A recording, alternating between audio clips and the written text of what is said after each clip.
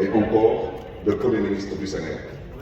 Et je pense que sur cette base, il faut avancer avec le débat. Parce que mon cher collègue,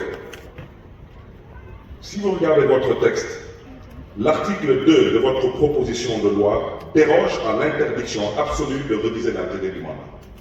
Maintenant, comment l'Assemblée nationale va gérer la question de l'article 27 de la Constitution, qui dit clairement, que la durée du mandat du président de la République est de 5 ans.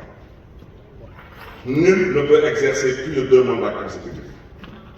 Le 2 avril 2024, qu'est-ce que nous allons faire? Il faut qu'on se pose la question. C'est la raison pour laquelle je considère, chers collègues, nous sommes tous des politiques, mais nous devons nous dire des vérités.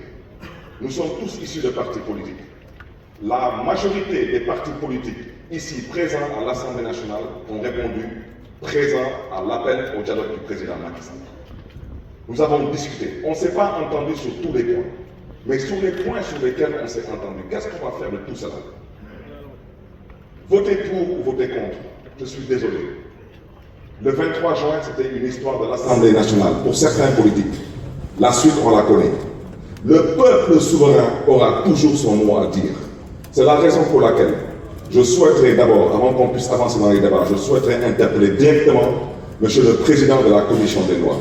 Je vous prie respectueusement, au nom et pour le compte de l'Assemblée nationale, de demander au gouvernement de mettre à votre disposition déjà le décret signé de la main du président Macky Sall et contre-signé du Premier ministre M. Amadou Ba.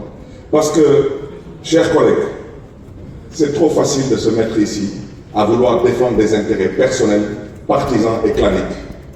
Mais n'oubliez pas une chose, si nous avons, nous, particulièrement au niveau de Taxawu au Sénégal, accepté d'aller au dialogue national, c'était pour éviter au Sénégal le chaos, pour permettre au président Macky Sall de sortir par la grande porte et la porte honorable.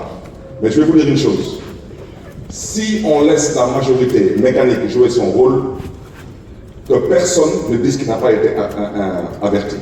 Les populations ne l'accepteront pas. C'est ça la triste réalité. Nous devons faire preuve de tenue, de retenue et de sagesse.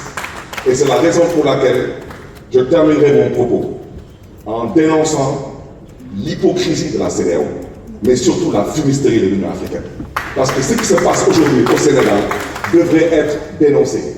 Le protocole de la CEDEAO est violé. Le protocole est très clair. Il dit que nul ne peut changer les règles du jeu 6 mois avant le jour du scrutin. Alors pourquoi le mutisme de la CEDEAO? Pourquoi le mutisme de l'Union africaine? Et pendant ce temps, on reproche à certains présidents africains, dont le président du Mali, du Niger, du Burkina, de se retirer de la CEDEAO. Donc je terminerai mon propos par lancer un appel à M. le Président Macky Sall. Je vous prie de bien vouloir faire preuve de tenue et de retenue. Le Sénégal en vaut la peine. Et vous méritez mieux que cela. Je vous remercie. La parole est à Moussa Diakhaté, président de la commission.